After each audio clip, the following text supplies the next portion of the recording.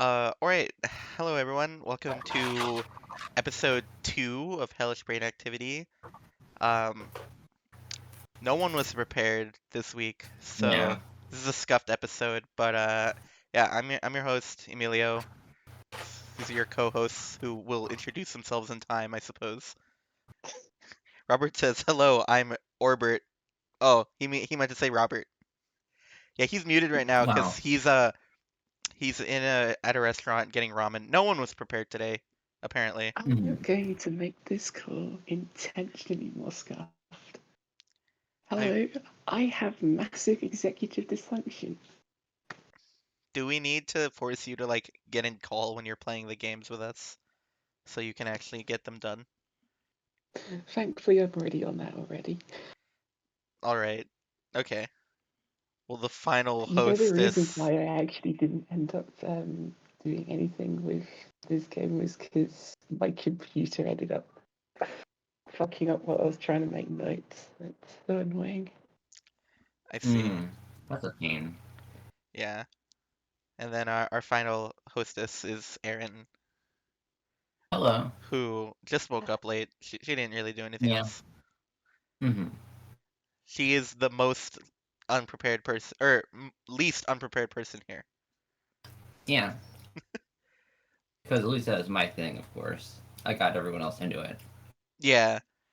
Which, yeah, so that's what today's episode is going to be on. It's about Lisa the Painful, this uh, quirky Earthbound inspired RPG about depression. Right. All of that is true. Don't look it up. All right. So yeah, Aaron, this was your thing. You want to lead us off here? Mhm. Yeah, so at least it's a painful. So I guess a quick summary of like I don't know, this would be hard to summarize, but like a quick summary is that introduces main character Brad, who is an intro cutscene where he's like just a boy, he's like um getting bullied. He's getting like his dad is throwing bottles at him and shit. And then like it cuts forward. He's like he becomes like a man. He's in the apocalypse. There are no women.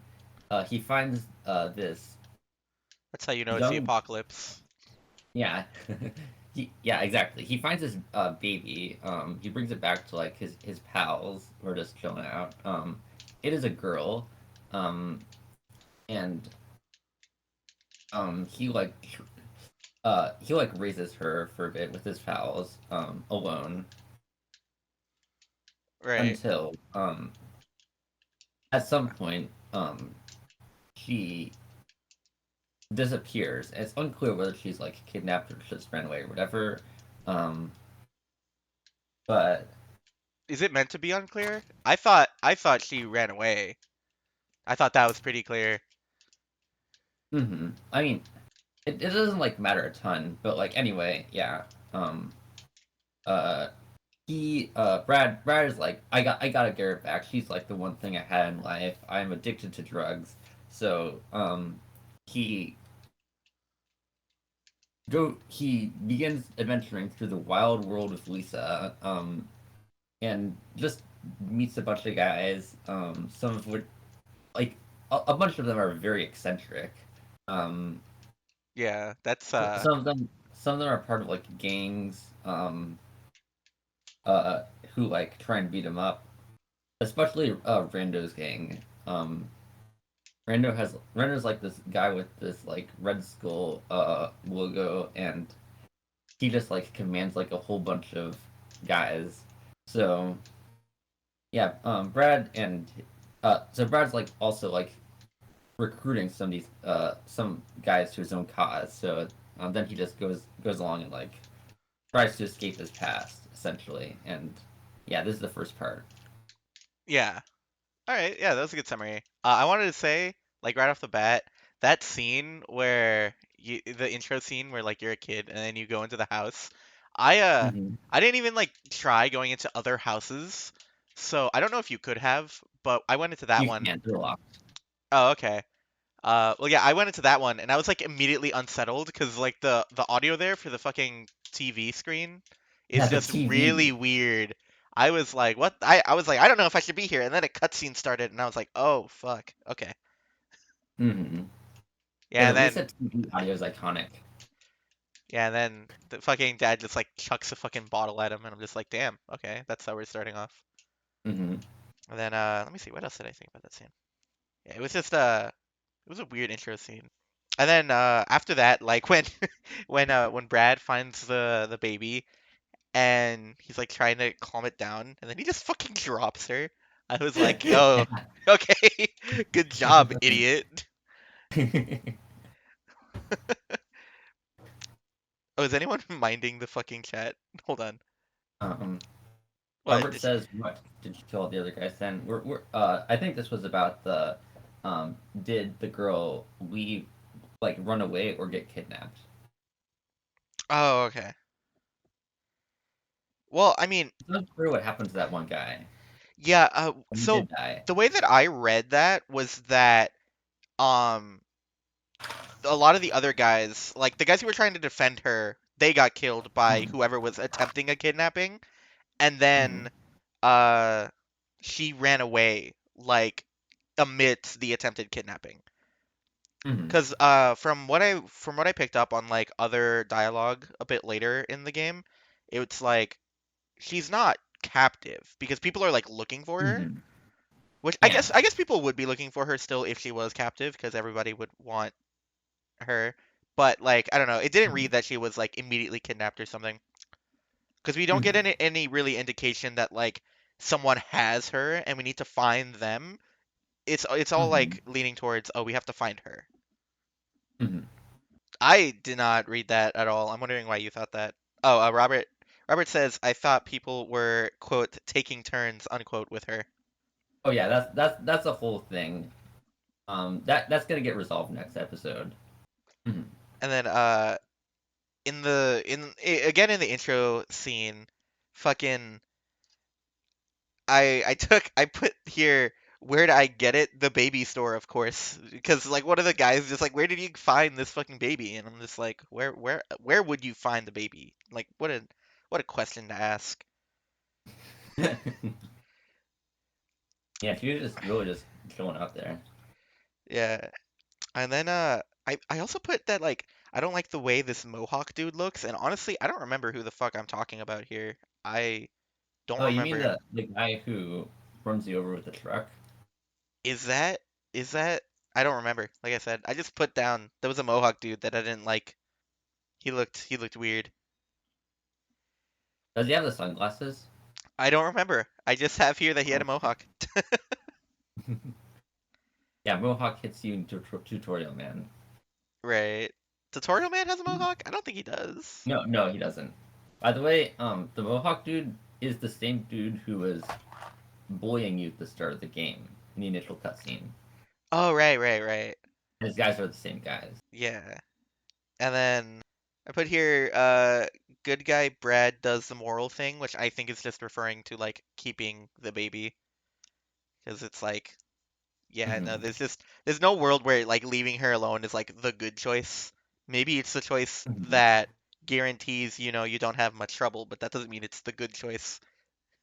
Yeah, yeah. The his friends were suggesting giving the baby up to Rando, and Brad was like, "No, I'm not doing that because like the implication is that Rando would like take care of her, but also like she would like be unable like I she would think, just get taken advantage of at the end of the day, one way or another." yeah, the way that I read like a lot of the barely I guess the right word would be subtext, but it's not exactly subtle. Is just that like Mhm. if anyone but Brad had found her, she would just become like breeding stock in a very literal sense. Essentially, yeah. Yeah. Uh, and let me see, what do I have? Oh yeah, I liked. By the way, I feel like we should clarify this girl is like 9 years old or like 10. Oh yeah, that's super important. I didn't know that she was like that old. I did realize that she was a child. But yeah, Or no, that's super important. maybe a little bit older, but like, yeah, young Yeah, enough to the point where like it's really fucked up. yeah. It's like that's actually part of why like whenever I had dialogue come up that was like, "Oh, what are you doing?" I was always like super vague in response to characters because I was like, there's no way someone reacts well to me being like, "Yeah, I'm looking for someone in the midst of everyone freaking out about finding a girl and looking for her." Mhm. So Mhm. it's always just like, "Yeah, no, I'm just doing this vague thing that I need help with." And Mhm. luckily the NPCs are like receptive to that. Yeah. And then I like that. I don't remember if it was like in the intro scene still or what cutscene it was, but I liked that we got a scene where like Brad has a vision of his father on the couch again, and uh and then he takes Joy like to make that go Mhm. away. I like that it kind of establishes like why Brad in particular relies on this drug, which I think so far we don't really have any real descriptions as to what Joy actually does besides the Mhm. implication of its name. But then even Yeah. then it's like we can't I don't think it'd be the right reading to assume it's just like some kind of a dystopian happy drug because Brad takes it and he doesn't really seem happier. It just seems Yeah. like it makes his visions of his father of his like trauma go away. If you take it, Yeah. it gives you HP and strength. Oh, okay. The in-game description of joy is this drug makes you feel nothing. Use it in a pinch. Yeah, I actually hold on. I actually took some note about that. Let me see if I can find it. Oh yeah, I put here that Joy's item description as makes you feel nothing is either literal in Mhm. that you become numb or a statement about Brad's resistance to it. I don't think resistance is the right word. Tolerance? Yeah, Brad's tolerance Oh yeah. to it.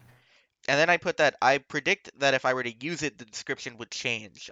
Is that true? Because I've decided that I'm going to try to beat the game without using it at all because I'm curious to see what will happen. Description. I don't think it changes when you use it. Aw, that's unfortunate. I think that would have been like a cool bit of storytelling. Mhm. Like the more you use it, the description like just reflects its actual effects on you. The more you use it. Mhm. So yeah, Robert said that if you take it, it gives you HP and strength. When did you need to use it, or did you just use it because you could against a shadow, dude? You had to use it Because against a how do shadow, you dude? figure? Those are the weakest guys in the game. Yeah, what? He was low level. Okay, that makes more sense. Oh, okay. Yeah, no, I mean, I didn't fight those guys until I had done like almost every other thing I could do, because Mhm. I don't, I guess it's just like my innate gamer sense, which is just a dumb way of me saying that like I've just played a lot of games where I'm like, if I walk into a room and it's immediately complete darkness and I just started, Mhm. I'm leaving that room. I'm Yeah. leaving that room until I don't have any option but to go in that room. Because I'm like, Mhm. okay, this is probably not a place I'm supposed to be. Mhm. Let me see. But yeah, I like that. I liked how it showed like the effects that Joy has on Brad, at least like outside of combat. And then Mhm. I like that as the baby like grows up, he's just like tosses away most, if not all, of the Mhm. pills he had for Joy. Um, so yeah, that was cool. I mean, I think I imagine or I hope that as we go on, like the there's an expansion on that. I feel like that's like the bud of a theme about like addiction that the game could go into. And that's part of why I Mhm. was like, I decided to just not use it. And if I got like owned in a fight, then I would just learn how to do the fight better or whatever. Because Mhm. I'm like, if there is going to be an ongoing theme of addiction, I want to see what like an outright refusal to use it results in. I'm like I'm curious to see Mhm. if later on I get some fight where like the game kind of like forces you to use it or something, something like that. Or I don't know. Mhm. There are a lot of ways I could see that going, and I'm curious to see how the game plays that out. Mhm. When you first played the game, what did you think about like I guess the addition of joy? Mm, I don't know. It was definitely like a long time ago, but like withdrawal is a fucking annoying mechanic. Oh yeah, you understated the effects of withdrawal so hard. I started feeling that Yeah. shit. I literally did no damage. I was like, wow. I can't do anything. Yeah. But so like I think like um I did like it would the game just like it's just really mean to you and it's like constantly like making you want to give in pretty much. Right. So Robert, sorry, go on. nothing else. Oh, yeah, Robert says that at least the finishing skill does a bit. Yeah, that was the only way I was really able to like do damage whenever I had the withdrawal. Hmm. At least with Brad. Like my other party members managed to pull through, but yeah, Brad just was useless in those fights. I was just lucky that I didn't experience it like in any boss battles. Like Hmm. I assume I just got lucky in that department. Yeah. Yeah. And then let me see. I think yeah, then my next couple notes are still about like the cutscenes and stuff before you get to actually play the game. Um, Yeah. where we see the baby as she's getting older, like very sad about being confined all the time, and she wants to Mhm. like go outside and do stuff, but it's like, you know, she can't until Brad like fashions a disguise for her and stuff, so she's able to go outside and experience things. And I thought that was really cute. It was like, Mhm. um, I think with That's I'm sorry, what?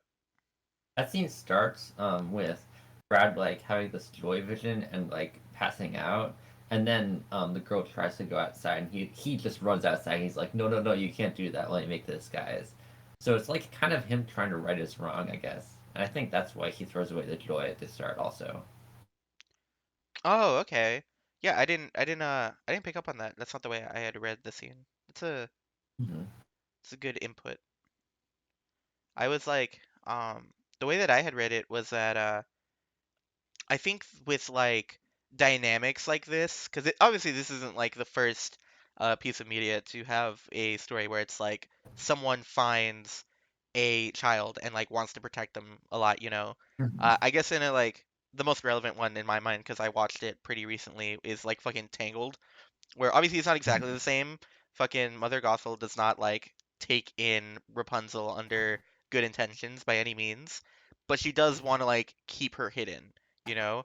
And so Hmm. it's very easy to like create a story where um I think part of me was expecting it to go in a direction where uh the baby runs away because she's like kept in confinement for so long, and you know she's a child and doesn't really realize the dangers, and then we would go through Brad like trying to right the wrongs of that mistake of like keeping her completely confined and not letting her see anything. But I'm glad that it Hmm. went in this direction instead, where it's like he does really care, and so immediately you see him try to solve the problem of how do I let this little girl who's very curious and, you know, deserves to be able to experience things actually do that without putting her in significant amounts of danger. Hmm. So that's why I like that scene a lot. I didn't like connect it to the scene about his father and stuff, but yeah, that's also I think that just elevates the entire reading of it. Hmm. Yeah. And then yeah, and then we see him like take joy again. I don't recall exactly why that happens. Do you? Um. No, I don't know. Okay. All right. Well then, yeah, moving on that. That's the last thing I had to say about like the opening cutscene.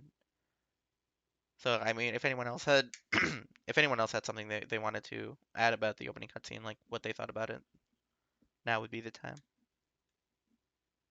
I liked that scene where the girl is like doing like makeup on him and all his friends. Yeah, that was a really It's cute just really scene. cute.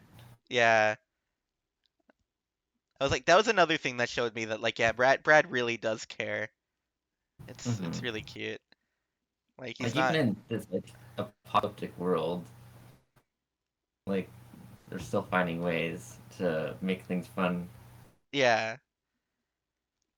Yeah, that was just another layer to it, yeah, where it's like, you know, she's not Brad isn't like training her to be like a warrior and survive in in the world that she lives in, you know, that or at least if he is, that's not like what we're shown. We're shown Mhm. Brad allowing her to be a child.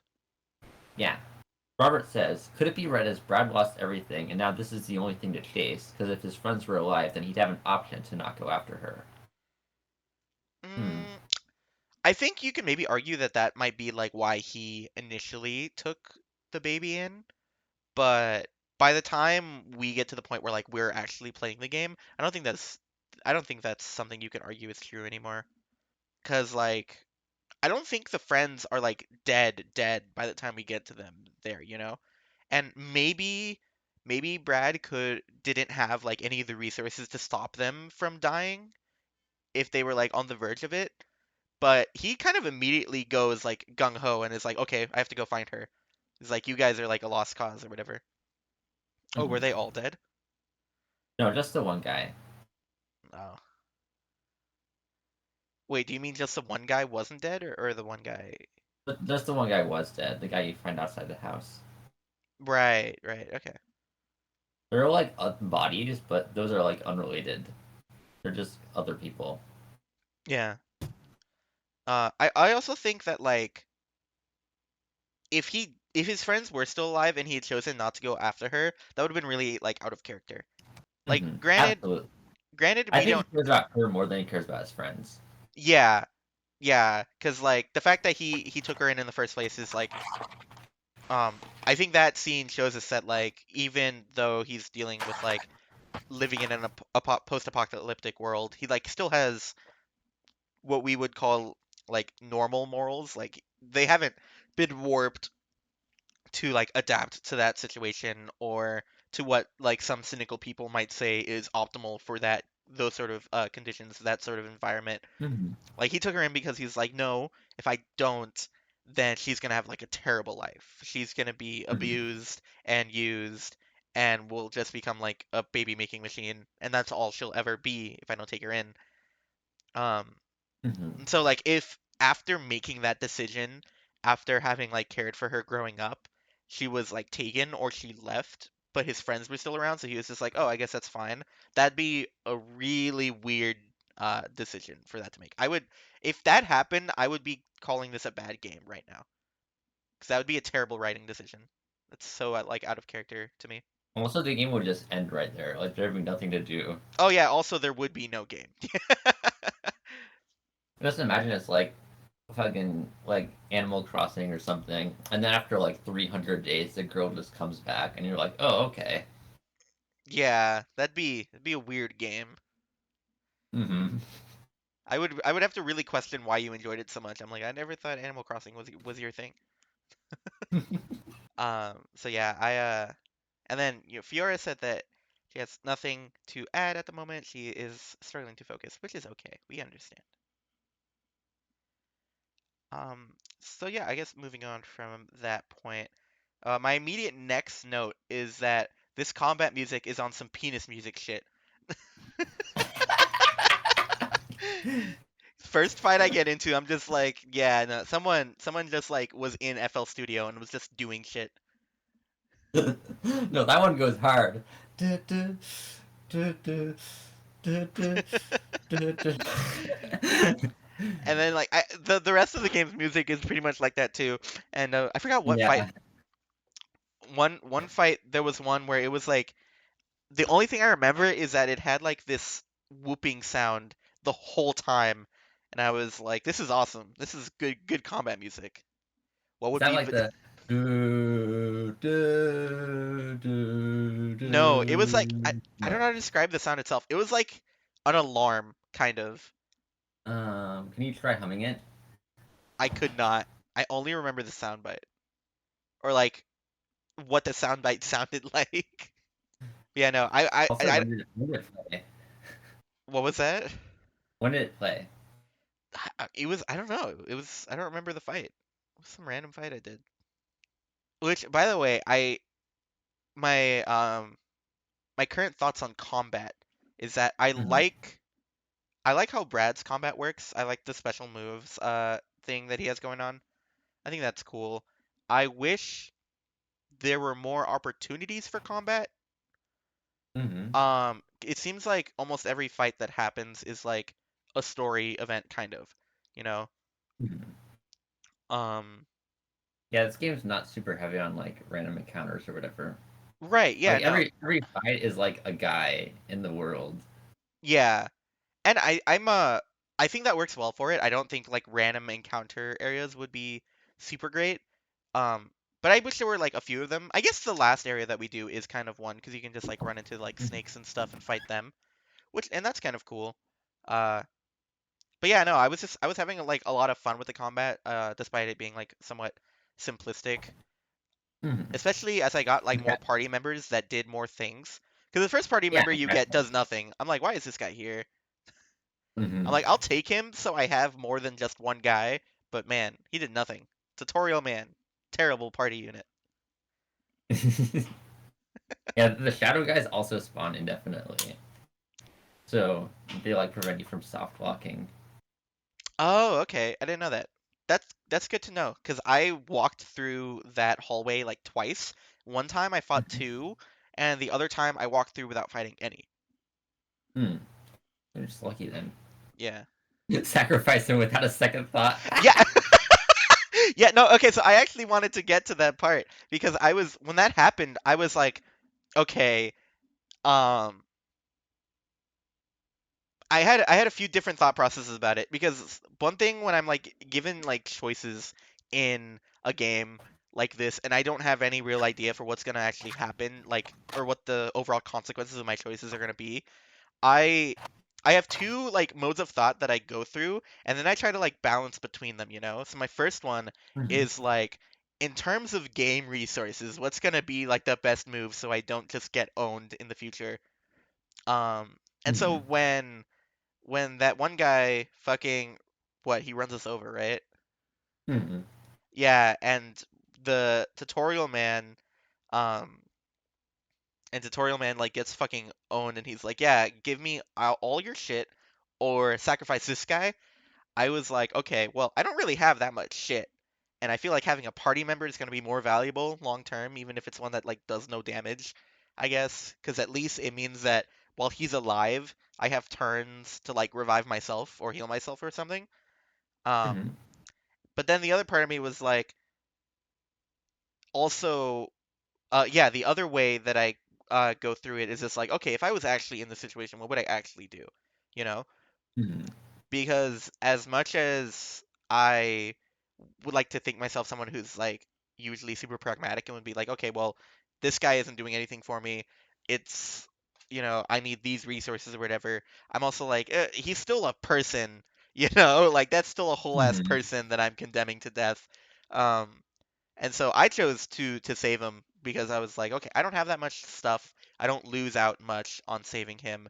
And also, like, if I was Brad, then I would just like choose to save him because I'm like, that's Mhm. a whole other person.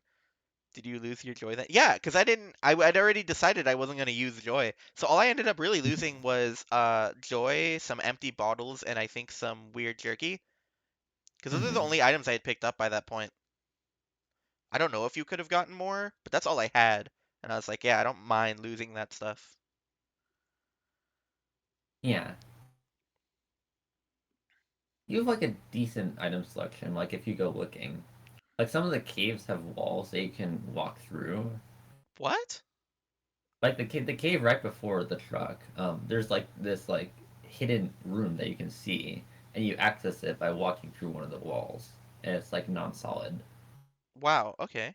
Yeah, no, I completely missed that. Yeah, there are like a lot of caves like that. Robert says, wow. Elden Elden Ring Ring reference. reference. Incredible. Oh, I guess yeah, that's actually something else I wanted to bring up. This game is not shy about other media references. Yeah. I didn't. Okay, so the first one I found that I thought might have been a reference, but like I wasn't too sure because it would be a natural way for the dialogue to happen, was that Brad says, "I need to find dot dot dot that person," and I was like, that sounds to me. I'm biased, obviously, but it sounded like a Naruto reference to me. Because I was like, that's reminiscent of how like Sasuke talks about killing his brother, He's always like, I need to kill dot dot dot that person, and I'm just like, okay. And then under that, I put I was just wondering like how much is the game, or how much is this the kind of game that's somewhat meta or at least like trope aware? I don't know how much media you guys have experienced that is like trope aware, but Hmm. You I mean like guess self-aware? not exactly. It's like it's kind of that, but it's more so like when you're experiencing the media, the characters or at least the world has like read a TV tropes page. Hmm. So they kind of like think in terms of that. I guess like minor spoilers for HPMOR. That it's kind of that kind of story because it's fan fiction, where some characters kind of think in terms of tropes sometimes, where it's like, yeah, you're certainly acting in this like kind of tropey way, and then another character is like, yes, but maybe that's for a reason or whatever, something like that. So I was wondering what how much the game was like that. And then later on, there's this cutscene where uh she took the Robert says she took the headphones. She took the fucking headphones. Um, but yeah, so and then like it wasn't until much later because it was this area that I didn't even go to, but but yeah, then like they reference Mother 3 with some guy who's Hmm. literally Lucas, and then immediately after they reference Idubbbz and Pink Guy. I don't know if you guys picked up on that. In HPMOR? No, in fucking in Lisa. Wait, where's the iDubbbz and Pink Guy? What the hell?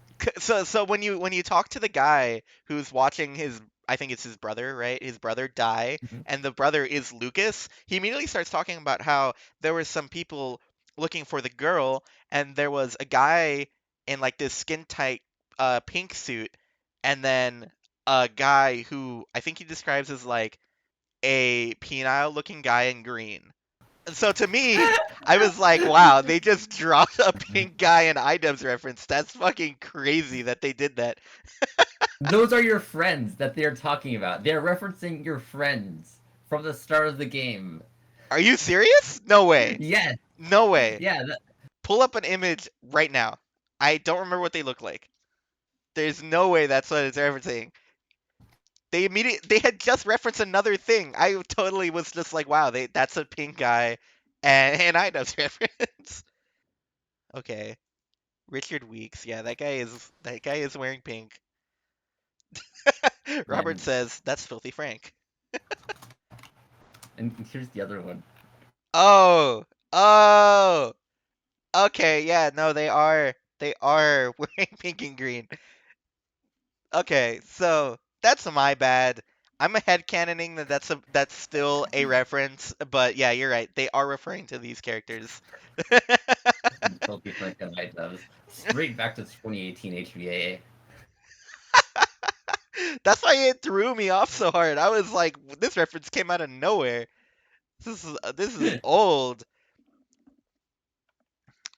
Anyway, when we're thinking talking about like the game being like aware in some way, so you something that I always that's been sticking in my head lately is, you know how the first guy that you kill in the game, he says, "Looks like this old salmon's swimming downstream tonight." Yeah. Well, oh, in this one fan game I'm playing recently, there's like this tribe of like fish guys that you fight, and one of them when you kill him says, "Looks like this old salmon's swimming downstream." Someone already took that one. That's hilarious. Yeah. Let me see. I think those are the only like things that I saw as references um in them. But yeah, no, I was like that made me think like, oh, I wonder how much of this like is there to like be seen in the game. I want to try and Mhm. like pick out all the references I can. Just the Mother 3 one was just so like so blatant. There's a reference to Lisa, says Robert. Yeah, Very insightful. incredible. Yeah, Fiora points out that the game was made in 2014/2015. Oh, it was? Oh, I thought it was way more recent. Damn. Yeah, it's been around. Almost 10 years. Jesus. God damn. Yeah. Yeah. Anyway, yeah. Um yeah, okay, so I guess like moving on. Mhm. Uh so then we get into like actually playing the game. I I died twice just because I was walking and then I just fell off a cliff. Like I think what happened was I transitioned to a new room, did not Oh yeah, register that in place. did not register in time that there was a cliff and just walked off. And I died like twice doing that. Yeah, that's always rough. The Like only as a hardened Lisa veteran, I like I like never fall off cliffs anymore. Like I'm always super careful. Oh, good for you. But yeah, you're gonna learn. You're gonna learn. Next, later down the line, in the area where like that camp is, Hmm. you took. Hold on. Robert says he took 500 damage. Where the fuck did you take 500 damage? How did you fall that far? Jumping off cliff. Where? I meant that I jumped off and I just got a game over because I went into the abyss. The most I took from like falling was a Epic fail 200. skill. Epic fail skill issue. The damage calculation for like fall damage is interesting in this game. It seems like Mhm. exponential. Yeah, it scales up. It scales up hard. I'll fall down like 4 and take like 10, and then I fall down 5 and take 50. Mhm. Yeah. And then any more than that and I'll take like 200. I'm like, what the fuck? Hmm. Um yeah, there was a segment later in the game where you're in like these cliffs and caves, and it's the place where that camp is with all those guys in it. Uh-huh. Um, and there was a door, there was an entrance to a cave that I was trying to get to, and I couldn't figure out how. So eventually, I just started like throwing myself off of the edges of certain spots just to see if that would get me to where I needed to be. It did not. I was very unsuccessful. Hmm. I died a few more times just doing that. Damn, I hope you saved. Yeah, no, of course I did. I just Hmm. I saved and then died a bunch. Yeah. Um, yeah, and then what did you guys think of the random motherfucker who like kills himself in front of you? I think I thought he was like wounded and like Who? he succumbed to his wounds. Robert says who? There's there's a guy where like you walk into a different area and then like he's there, and the way that I read it is that he just like immediately kills himself. He didn't look wounded to me. I don't remember exactly, but he didn't look wounded. I was just like, why did this guy just like see me and then fucking die? I mean, sometimes they just do that. Yeah, like It's yeah, like Fiora says the guy who just says something, and yeah, he has a single line of dialogue and then he dies. you're like holla holla. If you hear me, really need to get that off my chest. Then he just dies. Yeah, no, see, that's why I read it as him killing himself, He's optional. because I think he's Robert just didn't talk to him. yeah, Robert probably just didn't talk to him. He's saying that he doesn't remember it, probably just didn't talk to him. But yeah, no, that's why I read it that he committed suicide because he was like, I needed to get that off my chest, and then he dies immediately. There's kind of a blurred line between he's regained custody of the earbuds. Robert Mashallah. has Robert has regained custody of the earbuds. And Fiora says that she viewed it as comedic effect, like he was dying already. Yeah, no, I mean that's a fair reading. I don't remember seeing like any other indication that he was already dying. Like I don't remember seeing any blood around or anything. It's before you get ran over, Robert. He's asking where it Yeah. was. Again, it's an optional. No, it wasn't in the cave. It was not in the cave. So yeah, and then we get run over, and then like I said, I didn't have much, so I put here that I obviously didn't let Terry die. Apparently, it was not so obvious. Robert, why did you kill Terry?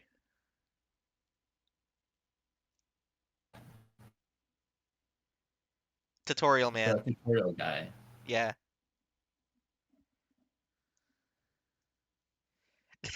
Robert says he's He's dumb. dumb. That doesn't mean he deserves to Right. die. Oopsie. Robert says oopsie daisy. Whoops. I think this is really reflective of how seriously we take consequential choices in games. You and I.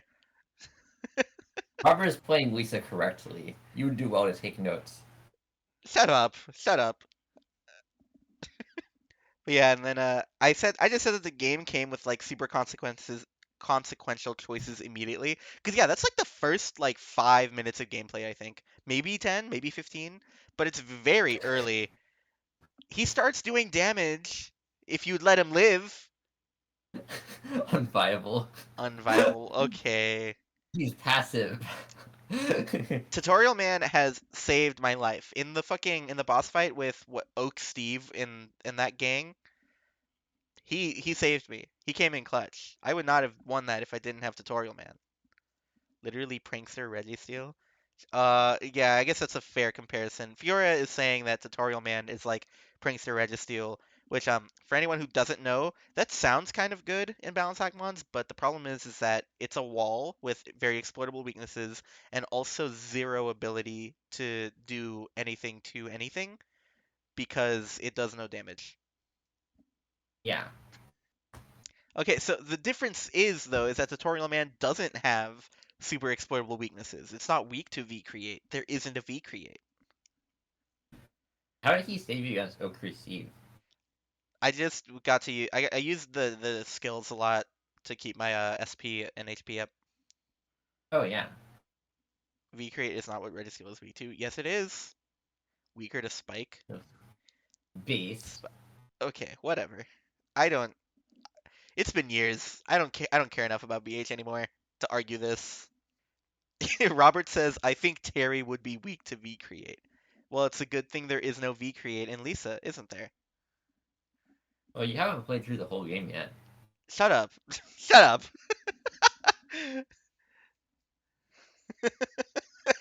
Fiora said the entire cast would also be weak to V create, and Robert says, "Nuh-uh." Oh, there is a sky pillar in this game, actually. What? What? Is this like a Tower of Babel situation?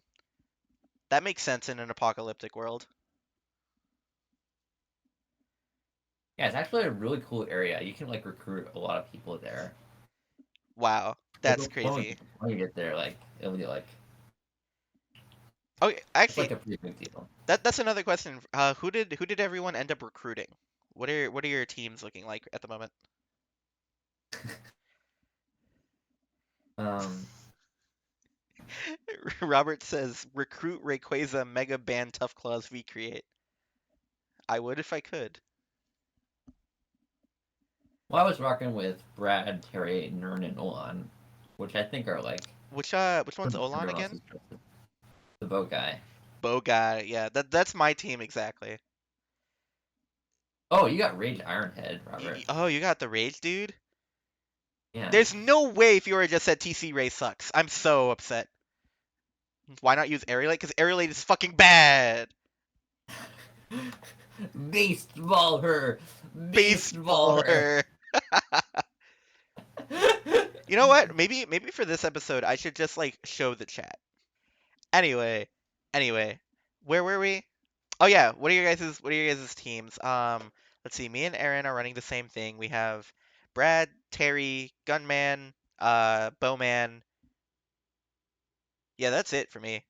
Did you say someone Yeah. else? Robert got Rage because he doesn't have Terry. Right, right, right. How did you afford that guy? I don't remember what he wants you to do, but I remember just being like, "You are too expensive, good sir. I will move I forward." thought I thought he just had more money because you lose all your money when you keep Terry. Oh yeah, maybe that's why. I probably have enough to go recruit him then. Hmm. I think I may do that. Do the different commands on Armstrong stuff. You can use them to do your special moves. Sorry, Fiora asks. Oh wait, you can see the chat, I guess. Yeah, Fuck. yeah. For audio listeners, Fiora asks, "Oh yeah, do the different commands on Armstrong style even do anything different?" And yes, they do. You can do like WWS, I think, and that's like your basic Hmm. skill. And that's better Yeah, than just choosing the skill because you do more damage. Because you yeah, do the because hits you do the first. punches first, and then get the skill. Yeah. I think I'm not actually sure. I might have unlocked one and just didn't notice it until I got into battle next, or I might have like discovered it. Are you able to discover them? No, you can't discover them. You Okay. can only use the ones you know in skills. Okay. Then yeah, I unlocked the second one. I don't remember what the second one was. And then I just like randomly did it in a battle. So I thought I discovered it. I was like, "Oh, that's a cool It's mechanic." funny. And Yeah, then the combo dial is funny because sometimes like you can like mess up your input, which is always silly. yeah, I do wish there was the option for me to like input something and then the combo. But I guess they probably didn't allow that because it might be like too strong. You mean like WW and then WWS or something? Yeah, something like that. Just attack on like the extra damage and use it as a finisher. Yeah, they don't let you do that. Pretty much. Yeah. What do you think of talking to the gun guy? Oh, yes. Okay. I've been wanting to talk about the gun guy. That is the thing I have been most excited to talk about. So, hold on. Let me find. Okay, so first I put this historian dude does not like his wife. And then in quotes, because this is an actual quote from the historian dude, who's the gun guy, for anyone missing context, he calls his wife a dumb potato bitch wife. And it's so funny because it's like it's put up against the fact that like every time he talks about her, he's like, "Oh, my dear beloved wife, my my dear beloved wife, she's so sweet." And then he's like calling her a dumb potato bitch wife and saying that she's like a hard four while his friend's wife was a soft six, and shit like that. And this is where my first theory about the game comes in. And it's not completely serious, so like I don't like super believe this, but I think this would be a really funny way to have made the story play out. And if this was like a joke game and I made it, this is what I would do. I said that Mhm. he goes on to describe an event called the Flash, which I assume is like um the initial like apocalyptic event. He goes to bed with his wife, and then he wakes up to a flash. Wife's gone. I assume that Mhm. meant that all women disappeared in the Flash. So I put here that I think the Flash was karmic retribution from God himself that deleted all the women in the world because this one guy hated his wife too much. It's That is a good my theory. that is my running theory on the lore. The Flash happened, this guy hated his wife too much, God was like, "Fuck you, no more women." I don't know. Or as that thing does include the trans masks. Um, there are not really trans people in this game. They aren't really acknowledged. Damn. So, um, Terrible game. 2 out of 10. They got Flash yeah, before the Flash before the Flash. Flash. Very true. Yeah. And then yeah, like I don't know. That guy's definitely the funniest character in my opinion so far. Yeah. Guy just hates his wife way too much. Like you're just like, oh, I'm just gonna leave now, and then he just appears in front of you on the bridge. Yeah, fucking the historian jump scare. Yeah. That one hit even harder for me than I think it is supposed to because like I after he would tell a story, I would keep trying to talk to him and he's like just like, "Geez, you're kind of smothering me right now. I'll talk to you later." And I'm like, "Okay." Yeah, that's funny as hell. And then I walk away and he starts telling another story and I'm like, "Oh, maybe this is later." And then I talk to him again and he's like, "You're kind of smothering me, dude." Like, I'll talk to you later. I'm like, okay, whatever. So I leave the area, and then he's just fucking there. I'm like, what the fuck? It was ridiculous. He's definitely like my favorite character so far. Fucking Gunman is crazy. Uh oh yeah, and then I think sometime after that, I don't remember exactly when, you get a fucking I got jump scared by a dad vision.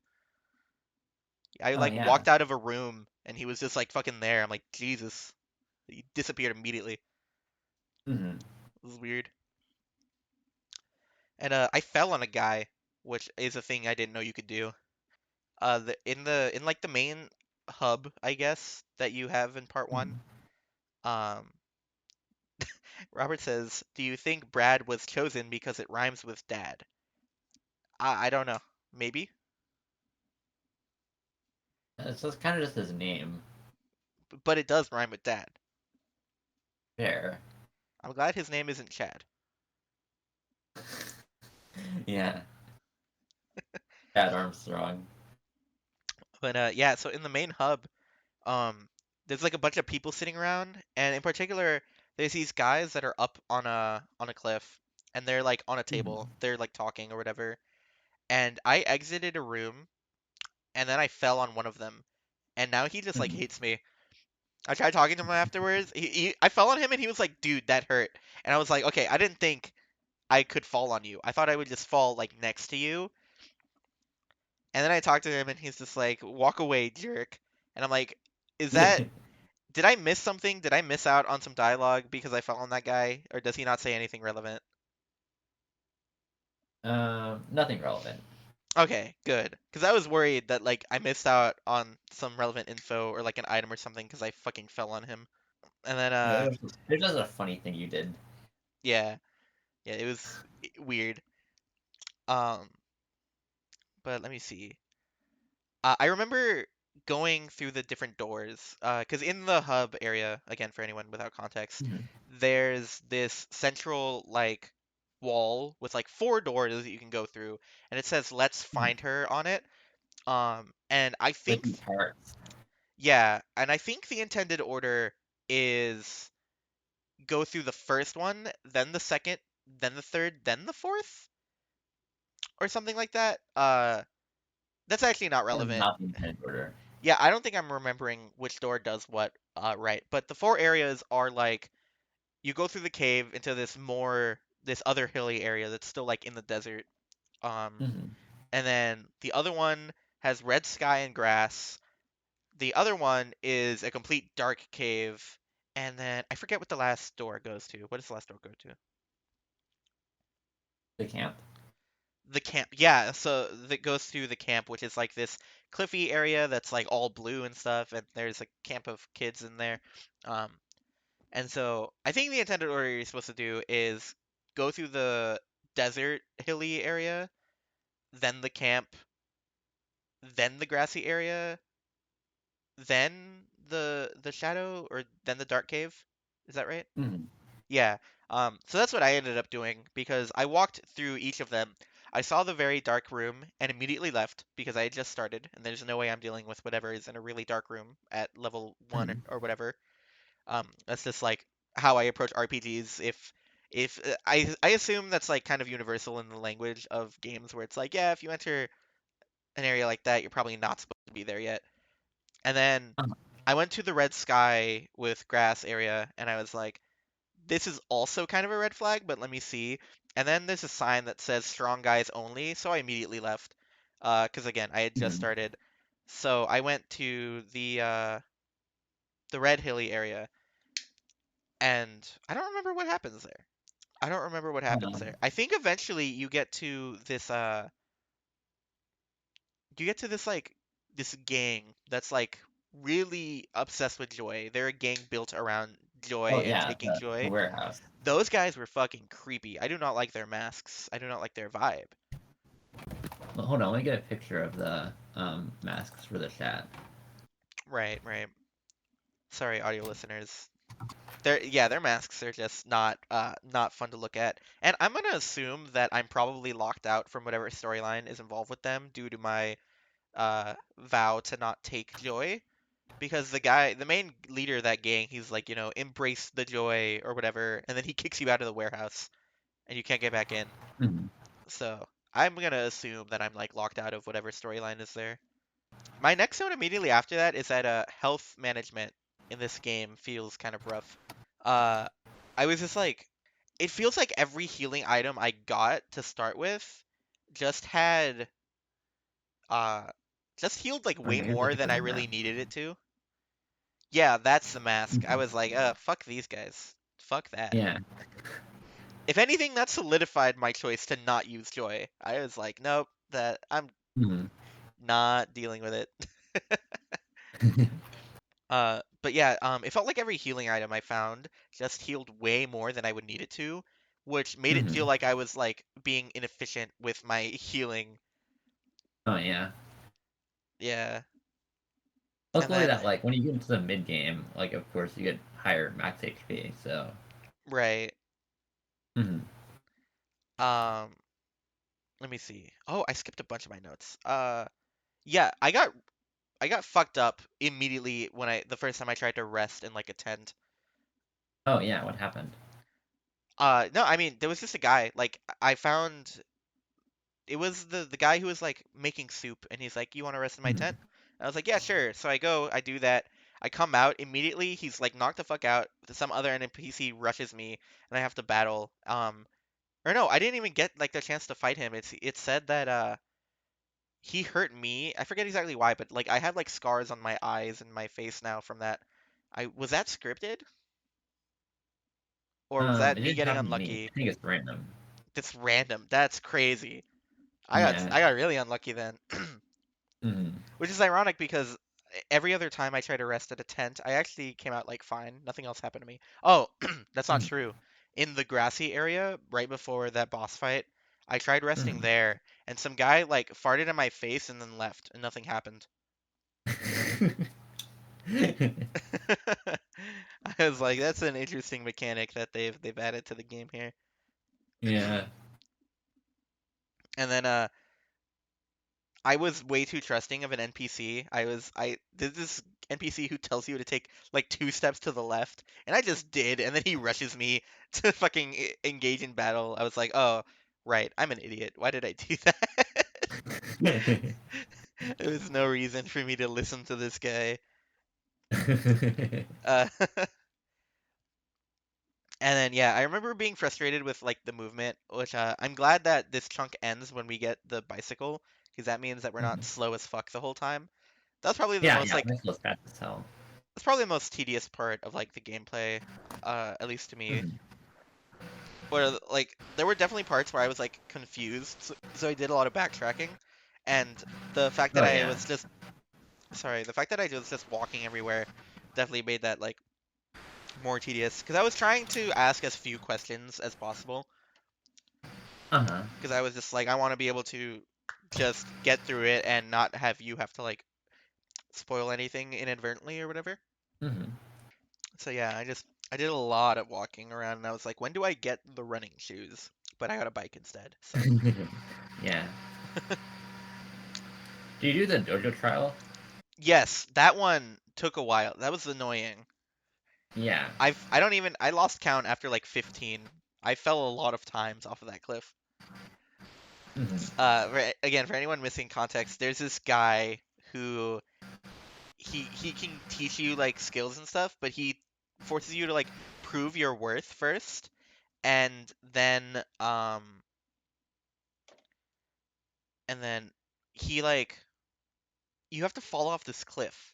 Like, I don't even know Yeah. how many times, but you just have to keep falling, and you take like 10 damage each time. So it's pretty minor, but he doesn't tell you how many times you have to fall. Because if you go Yeah. talk to him, he's just like, not worthy. Continue falling. It's like, you have not proven yourself. And I'm just like, I've fallen like 20 times now. Come on, dude. Yeah. You know, the first time I ever played through the game, um, I fell off the wrong side of the cliff, so it didn't even count. There's a wrong side to fall off. I think so. Like I was falling off the left. I was falling off the left most Oh of the wait, okay. time. Well, you're good most of the time. Yeah, I'm gonna be real upset if the reason it took so long was that I would just needed to fall off the right, and I only had to do it like 5 So it is times. like a lot of times. Oh, okay. Either way, All right, then yeah, either way, because on the wrong side. I was mostly falling off on the left side, and Mm-hmm. yeah, it took a while. Same as misremembering. I got owned by Oakwood Steve, which we, Mm-hmm. we talked about earlier. Yeah, that fight like fucked me up the first time. So I left it alone for a bit to go Mm-hmm. like do other stuff and level up. But when I came back, he still owned me for a Mm-hmm. bit, and then I was like, oh, okay, you know what? I'm doing this wrong because the way that that fight works is that like you have the one guy who doesn't really do much, then you have the guy that sets you on fire, then you have the other guy who also doesn't really do much. It just seems like he gets mad, and then you have the guy that induces bleeding, and then you have Oakwood Steve himself, which Mm-hmm. tends to not do a lot, but he does throw like Molotovs, which do a lot of damage. Mm-hmm. Um, and actually, that was a question I wanted to ask. So I kept having my opponents get this status effect, I guess, where they were like stunned by my stupidity or something. How Mm-hmm. often does that happen, and how can I do it more? Because they don't attack me when It that happens, and I don't know what's causing it. it depends on the enemy. Most of them don't do it. It's like a fixed enemy behavior. Okay. All right. Because yeah, I'm thinking that that's like the main reason I was able to get through a lot of the boss fights because they would just keep not attacking me because they were like stunned by my stupidity or whatever. And honestly, Mm-hmm. I thought that it was tied to Tutorial Man because I would just do the default attack with him and he'd just run up and then like fall. And then the guy would be like the opponent is stunned by your stupidity. And I was like, "Oh, okay. So, thank you, Terry. You are confusing the opponents." So something you can do to actually make that fight easier is if when the four guys are talking to you initially, you like insult them, then they'll fight you immediately, and you won't fight Oak Tree Steve at all because you won't have gotten to him yet. Oh. Oh, okay. Yeah, no, I had assumed that that would make the fight worse. So I Yeah. avoided insulting them. Fiora says, "You know what? Terry is a good example of what I was in middle school. Obnoxious and does zero damage." I don't think Tutorial Man is obnoxious. He's chilling. Confuses people regardless. So has So a it has to use use for something. something. I don't think Tutorial Man is obnoxious. I think you guys are being too mean to Tutorial Man. He is doing his best. His best isn't good enough.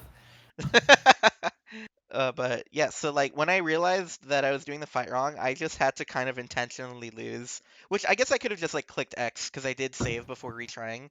I don't know why I Mhm. didn't do that, to be honest with you. I threw and then I went back into the fight and I just like focused all my manpower on killing the fire dude and then the bleeding dude. Because I was like, once these guys are Mhm. out of the way, this fight is a piece of cake. And it was. Mhm. But that made me realize that Olan, the bow guy, he's fucking broken, in my opinion. He probably falls off later in the game. I wouldn't be surprised, but he feels like a really strong unit right now. Because like the TP mechanic where he doesn't, it's not like SP where he gets it for hitting them. That feels like really good.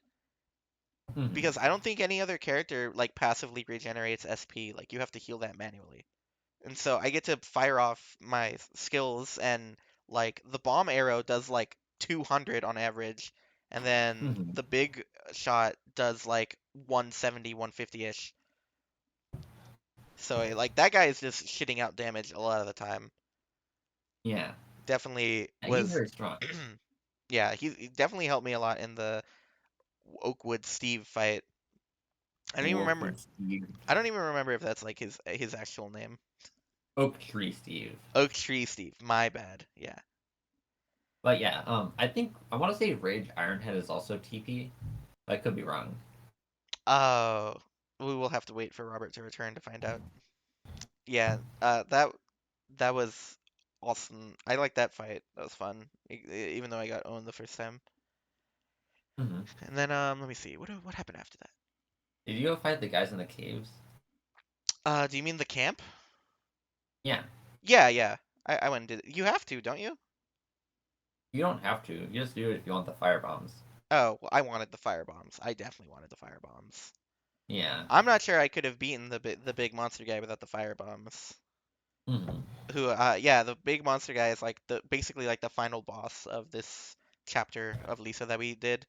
He uh he takes like he takes decent amount of damage. I think he just has like a fuck ton of HP, and he also does a lot of damage. Hmm. Like he bit Terry, I think, and Terry took like 280. So yeah, This is an image of the guy. yeah, he's fucked up. Motherfucker. Yeah, he does a lot of damage. Luckily, I was able to make him cry. I don't know how, but like he stopped hitting me as often because he was busy crying. Hmm. Yeah, the status effects in this game are interesting. I Yeah, have they're very strong. yeah, like we talked about withdrawal already, which makes me do no fucking damage. And then like crying and stun happen frequently enough that I have a number of turns where I just don't do anything, except for like my one singular unit that's able to attack at any given moment. Hmm. Um, but yeah, and then so after the Oakwood Steve fight, like I fucking why is there a cutscene where you just like incinerate a bunch of kids? I assure you, Emilio, the incineration of kids cutscene is vital to establishing the environment of Lisa. Fiora says because haha trauma funny. That's yeah, that's what it felt like. That's what exactly what that scene felt like. And like I don't know, I think it's like a blemish, honestly. Or at least part of it is. I don't know. I have mixed feelings about it. Because I'm like part of me wants to consider it a blemish because it's like everything almost everything else in terms of like traumatic events happening, it it's it feels substantial, you know? When we learn about Brad's Mhm. father and the abuse he went through, that feels like substantial. It makes me care about the character, you know?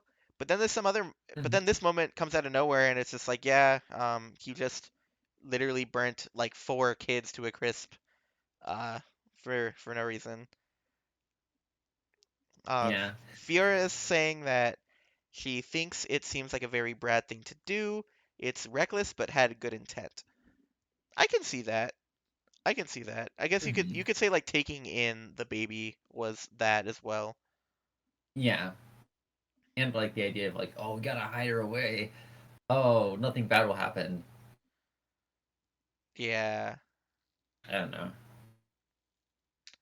Yeah, that cutscene where we incinerated a bunch of kids, it was frustrating. Again, for anyone who doesn't have context, there's a scene, or not even like really a scene. There's a part where you find this guy and he's like, "Yo, I'm taking care of like this orphanage of kids," and uh one of them is like playing with a match, and while you're talking to the guy, the match alights, and the guy's like, "Oh, I was silly, whatever the kid's name was. Like, we'll get that put out for you real quick."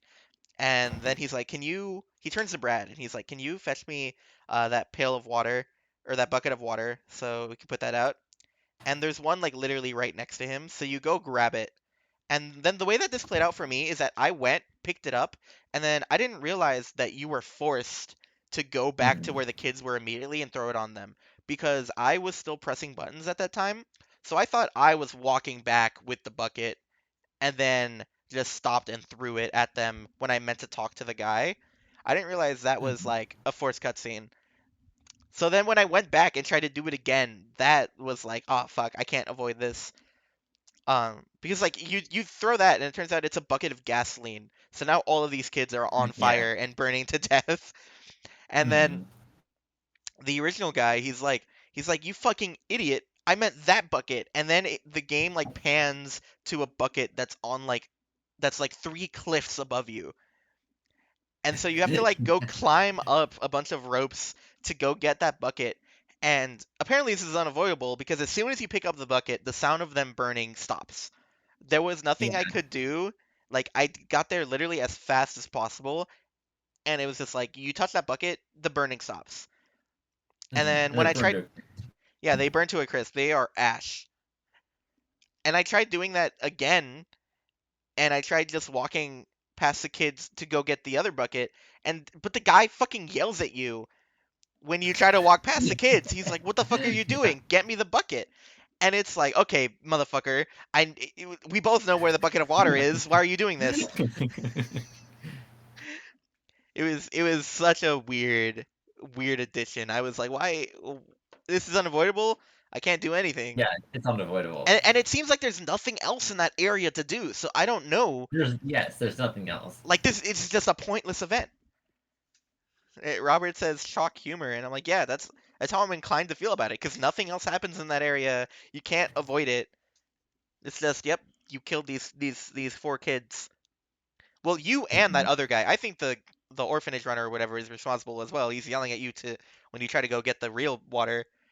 When you talk to the orphanage owner afterwards, he says, "This is the second most tragic thing that happened in my life."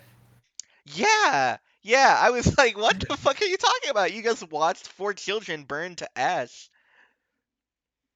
I can. Believe it or not, you do get to find out what the first most tragic thing is later on in the game. Okay, good. I would have been very disappointed if that was not explained. Yeah. Jeez. Um, Of course, it's extremely fucking stupid. right. I'm expecting it to Yeah. to be so. This guy seems extremely fucking stupid. God, I'm thinking, I'm just remembering it. It's so stupid. Right. All right. Well, then, yeah, like yeah, that happens, and then I went and did like the rest of the things you need to do, like get the fire bombs, kill the weird looking guy in the grass area to unlock the Hmm. bike. And that's basically where I stopped. I went back and went to a save point, but then I didn't do anything else. Um, Hmm. so yeah, that's all I really in terms of like the notes I took. Yeah, I don't have any other notes on any other parts of that chunk. Hmm. Okay, so you said you had a theory. So what's your theory? Oh, well, yeah, my first one was about the wife guy. Yeah, the white guy. Then my second That's what I one was was thinking. that something it was something that I didn't really pick up on until I was looking at my notes again. The baby is not named Lisa. The baby is not Lisa. Yeah, so I'm thinking that following Fiora's line of thought, it's not about that he like or was it Fiora or Robert? Oh, Robert, who said that like maybe if his friends were still alive, he wouldn't have gone after the baby. I'm thinking Hmm. that in the Flash, he or maybe no, before the Flash. I'm thinking it's before the Flash because it wouldn't have the same emotional weight if it was like during the Flash or because of the Hmm. Flash that he had I presume a romantic partner or something who was named Lisa and he failed her in some way and so that's why he feels so compelled to um to take care of the baby as much as he does. Oh, you know what? It probably makes more sense if it's like if Lisa was his daughter that he failed in some way, and then the Flash happened, something like that. Because Hmm. yeah, I didn't pick up on it until I was looking at my notes again. But yeah, no, the baby was not named Lisa, and that's what I assumed the baby's name would be. But no, she's named Buddy. So Lisa is Yeah. obviously some gonna be some character who's important that we're gonna learn about later. Hmm. So yeah, those are my two theories. The wife guy caused the Flash, and Lisa was like either the romantic partner or the daughter um of Brad that he failed in some way before the Flash happened. Hmm. Huh. Yeah. So, Does anyone else have anything? I think Robert might still be driving. yeah, maybe. And then So, Fiora I is out of commission. I don't know how much I should like be saying about Lisa the character because like the game isn't really about her in a sense, but like she's always in the background. Yeah, no, I definitely get the sense that like what we learn about her is not that she's like this super integral like moving force, but I just think that would be the motivation for Brad, Hmm. because it's like you can explain a lot of his tendencies um as normal responses. I think like they're not unusual. I don't think he's like particularly driven more than you would expect a person to be normally. Hmm. But uh but yeah, it's like the fact that it's called Lisa the Painful, and the one lady woman that we have seen isn't named Lisa, like that feels significant to me. Yeah.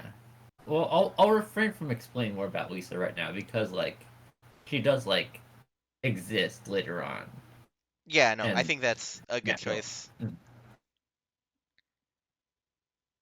No way. Lisa Lisa reference. reference.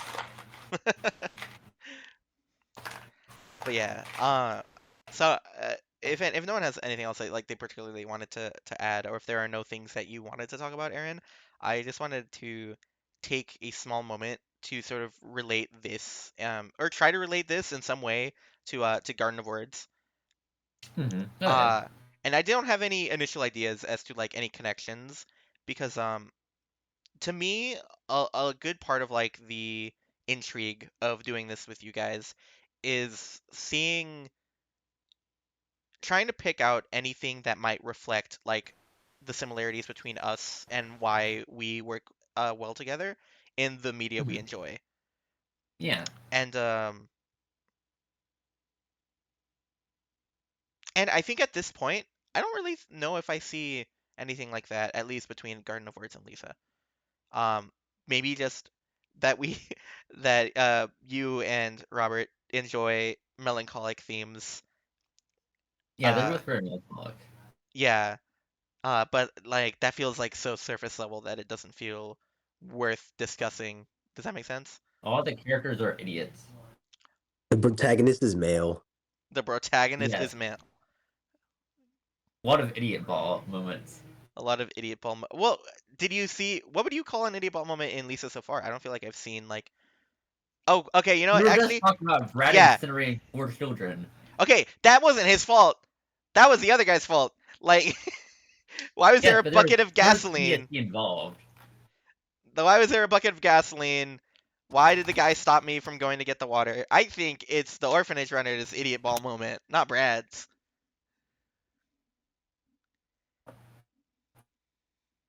Well, like everyone in the world is like an idiot, pretty much. Yeah, that's true.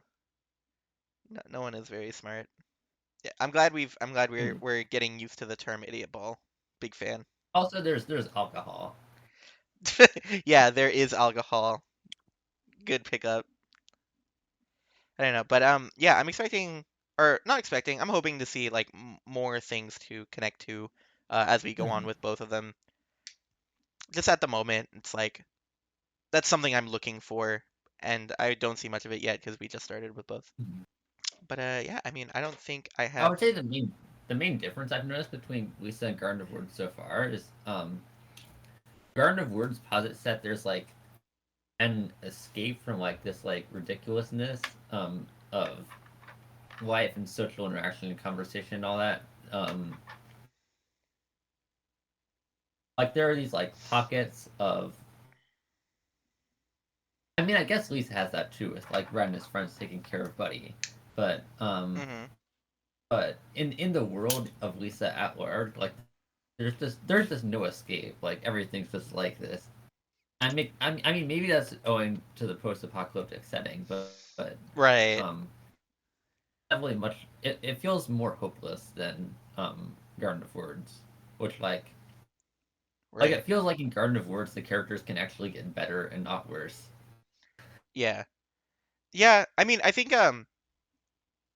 think you're right, and I think a lot of that is owed to like at least so far, in terms of the conflict style of both Garden of Words and Lisa. It's like Garden of Words feels very much like the conflict is like internal, you know?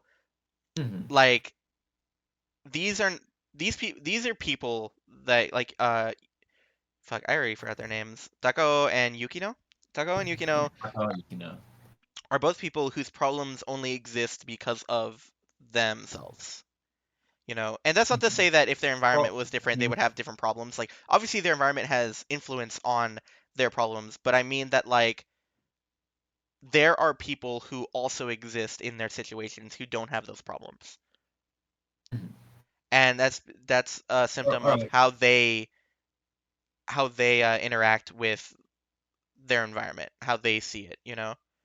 That's what I mean when I say like it feels personal. Like you can write a character in Tako's position who would feel differently and that wouldn't feel like it wouldn't feel unrealistic. It wouldn't feel forced. Mhm. So their problems are ones that exist because of themselves and like for Lisa, it feels like a lot of the problems are not that so far. Like it feels like very much a well, yeah, the world is super fucked up and anyone in this situation would respond that way and Mhm. not Like be even wrong for doing so. in Lisa, like even if you're like not a very good person in general, you're still better than like the pretty large proportion of the population who like wants to sexually assault this young girl. Yeah, yeah, exactly. Yeah, I guess the way that I'm trying to put this into words in a way that like is meaningful, but my main idea is that I think you could take the template of Takao and the template of Yukino and change a few things about how they work internally, and you end up with a very different story. And one that would still make sense compared to in Lisa if you took Brad and the template of Brad and his situation and stuff and made them or made him work a little bit differently, it wouldn't make sense Mhm. anymore because then it will ruin like the sense of this is kind of a normal reaction or yeah, this is kind of expected.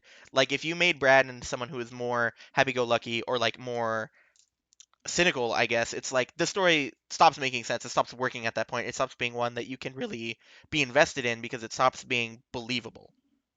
Yeah, Brad cannot really be anyone else Yeah, besides Brad. yeah, and like, uh, I think it says something about the I guess the quality of writing in both, because like you know a lot of people when dealing with like different types of media, especially the super like cynical critics, will talk about like suspension of disbelief and maintenance of it in stories and why like I think if a normal like super cynical person um they would talk a lot about how like Brad kind of disrupts the suspension of disbelief because why is he the only person or yeah it just happened that he's like one of the few people in the world who wouldn't see um a girl baby and like think of possible routes for exploitation in a Mhm. post-apocalyptic world with no women um but I think that suspension of disbelief is like only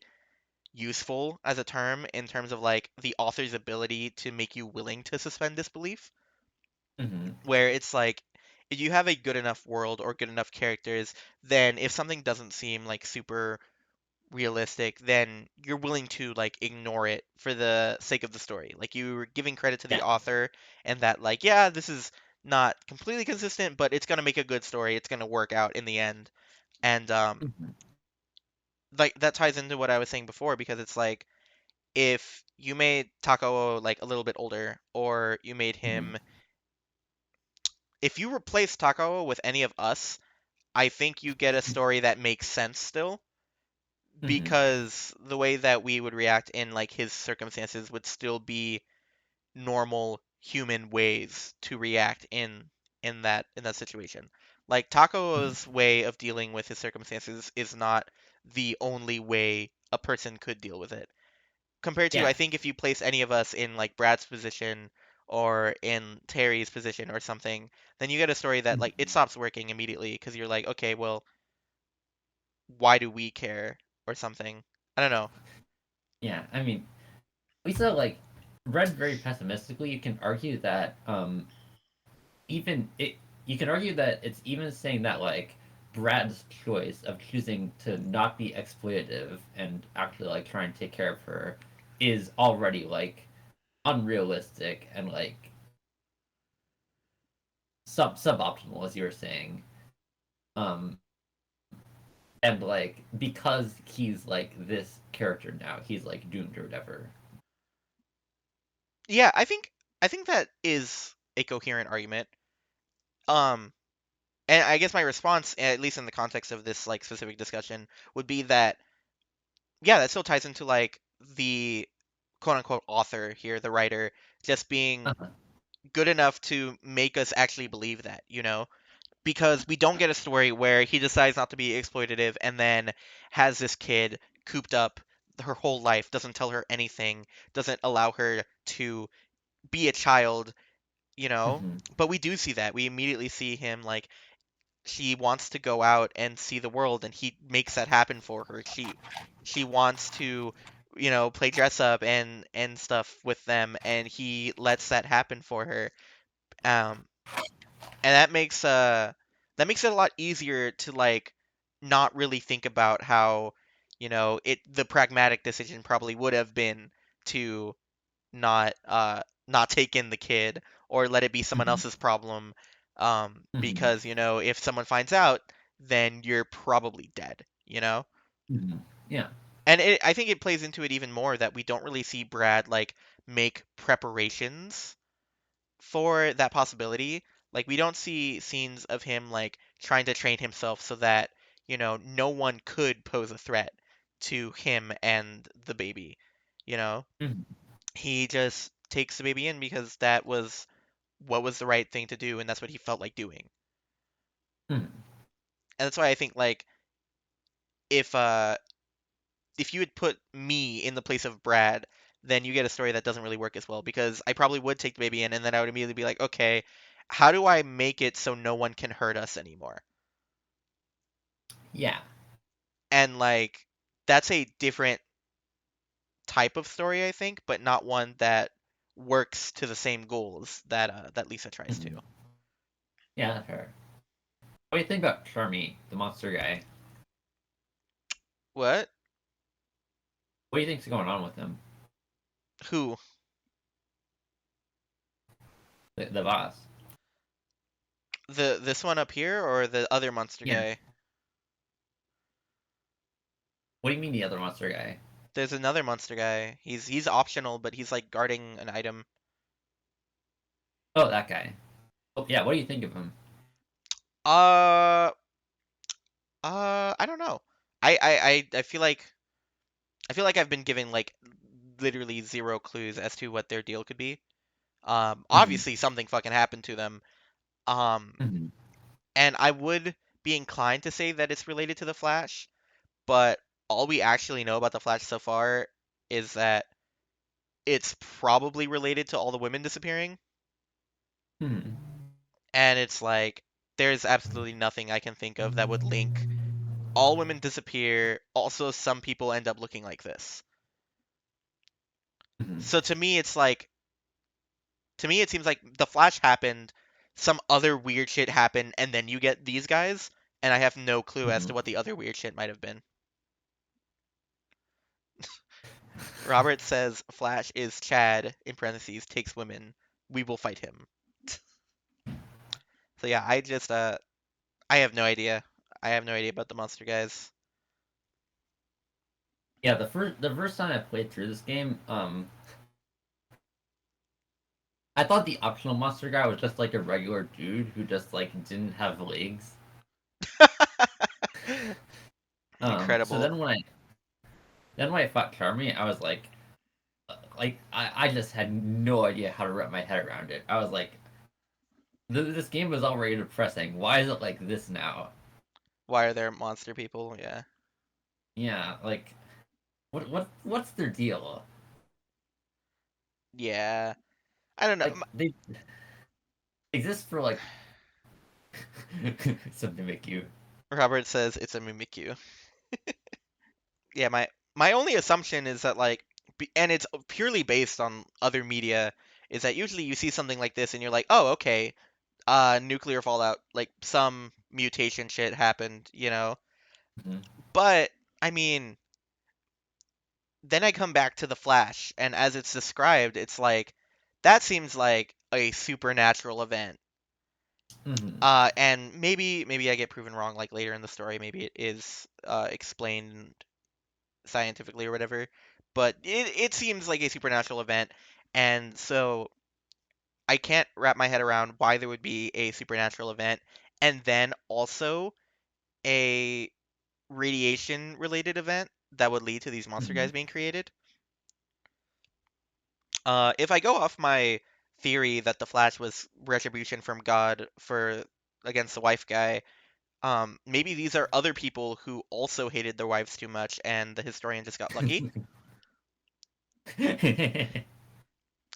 But yeah, other than that, I have no ideas. Yeah. Do you? Hmm, I'm not sure whether I should tell you this because like it is information that you would have picked up on had you paid attention to it, but I um. think the way that I'm treating spoilers for my thing, HBMOR, is that, or not spoilers, but like information giving, is that like if it's something that you are able to pick up on a first go through and not something that is only meaningful on a like second playthrough and beyond, then I'll give that up. And if not, then I won't. So like if this is Okay, so you something said. I was gonna say, Mhm. if this is something that like is a hint that's only meaningful because of information I would have gotten later. And so if I played it again, then I would have been like, oh, that's what that is. Compared to if this is information that I would have maybe noticed and would have just been like, oh, that's kind of weird. If it's the second thing, then I think it's fair game. Okay, yeah, yeah. This is something you can wrap your head around right now. Um, so yeah, when you beat these creatures, they drop joy. Oh, I didn't. I did pick up on that. I just didn't think of anything of it. Yeah, you're right. Nothing else drops joy. Okay, okay. I have some ideas now. So then, is that just like the end result of joy dependency? That's my only theory now. Oh, I guess you could go the other way and say that that could be the extreme like result of joy withdrawal. Hmm. But then that kind of implies that it's like self-mutilation, and I don't even know how you could self-mutilate into something that looks like that. Hmm. So, I know a few girls who can do that. all right, okay. But yeah, um, Or or there's still a different unrelated event that made these, but mhm. that's how people started getting joy. Yeah, their bodies like produce joy. They're robots that run joy. Robert says they are Like in robots that TF2. run on joy. But yeah, these guys are just one of my favorite parts of Lisa because they're just like they're just so fucking cool and weird. Yeah. Yeah, no, I'm definitely gonna be paying a lot more attention to them now.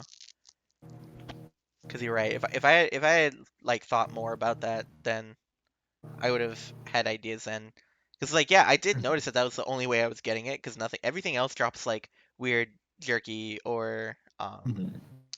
or like I had one thing drop perfume, I think. Yeah, one dude.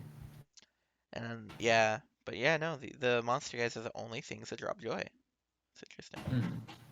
So you said that like now that you got the bicycle, you can like go to some places. Like, do you like have any like plans to like any specific places you had in mind? There was this one spot where a kid's like, "You're too fat to make that jump. Lose some weight. Get a bike." So I'm definitely heading there first. Yeah, that's the way forward. But I don't know. I don't want to do like a ton of backtracking, so I might like look around, see Mhm. what other spots I can get to now with that before I go that way, if There that isn't a is. ton of stuff, but there is like this one Easter egg that's like kind of far back, but it's not mandatory. All right, yeah. Yeah, I will do some more exploring. I love Easter eggs. But yeah, I just don't Mhm, want to have to. I don't want to find out like I missed out on like an item, even if it's just a consumable, mhm. and then like have to go back and get it. Like if that. There's one Easter egg and there's one like game relevant thing. Okay, good to know. Because yeah, if I had to go back, I'd be sad. And then if that's just like the way for progress, and I'm gonna leave that for once I've done everything else in the area that I can do. Yeah. Also, I should note that uh the fast travel in this game is not too far away, so you can like get that first if you want, and then go get the bike and stuff. Oh, I did not expect there to be fast travel. I'm not gonna lie. Mhm. I think it's because it's like it's a side-scrolling RPG, which I've never really played before. So I guess I kind of expected that like once you were done with an area, you were just not intended to return to it. Mhm. Yeah, later on there are like definitely like a lot of several areas that you're intended to return to Hmm, okay. at various points. Nice, Um, nice. not because of like new content or anything, just because they're like generally useful. Yeah, just because story reasons checks out. Well, you might not call it generally useful, Okay. but you'll see what I mean next time. That's all I'll have to say. All right, I'll take your word on that. Yeah. Yeah, thank you everyone for coming to the primarily Emilio and Aaron podcast today. Unfortunately, we were a bit unprepared. It has been a busy week.